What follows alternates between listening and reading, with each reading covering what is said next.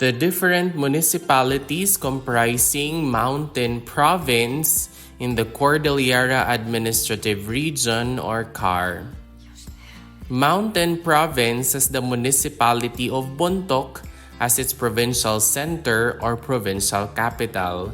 It is composed of 0 city, 10 municipalities, and 144 barangays.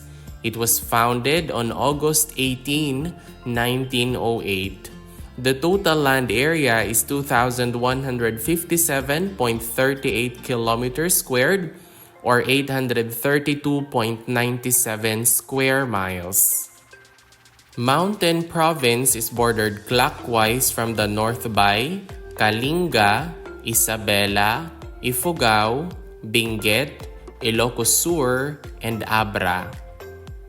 Here are the different municipalities comprising Mountain Province in the Cordillera Administrative Region or CAR.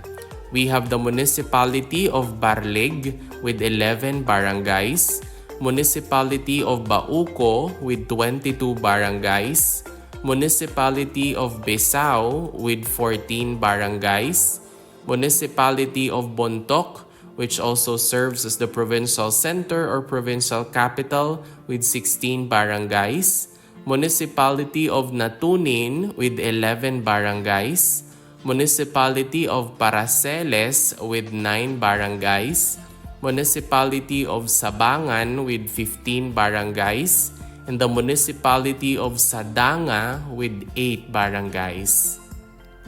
We also have the municipality of Sagada with 19 barangays and the municipality of Tadian with 19 barangays. And that is all about the different municipalities comprising Mountain Province in the Cordillera Administrative Region or CAR. If you learned something new from this video, please don't forget to click like, leave a comment, and subscribe. Moreover, you might also want to watch the next video on the screen. Maraming salamat, thank you for watching, and see you in the next video.